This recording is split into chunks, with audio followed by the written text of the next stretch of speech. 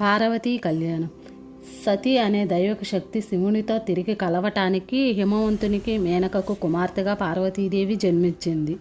చిన్నతనం నుంచే పార్వతీదేవి శివుడి పట్ల ఆకర్షణ కలుగుతుంది.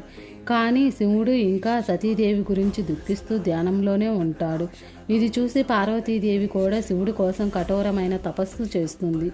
ఇది తెలిసి దేవతలు కామదేవుని దగ్గరకు సహాయం కోసం వెళ్తారు.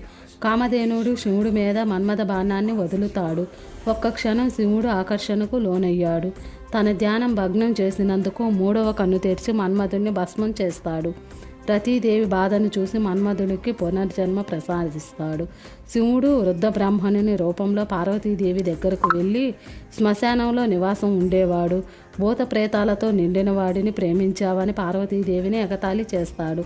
కానీ పార్వతీదేవి తను ఇష్టపడుతున్నది తన రూపాన్ని కాదని, అత్యున్నత చైతన్యమైన చీకటిని నాశనం చేసే వ్యక్తినని సమాధానం ఇచ్చింది.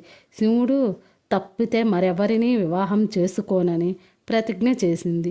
పార్వతీదేవి భక్తి, సంకల్పం, అచంచలమైన ప్రేమను చూసి శివుడు కళ్యాణానికి ఒప్పుకుంటాడు.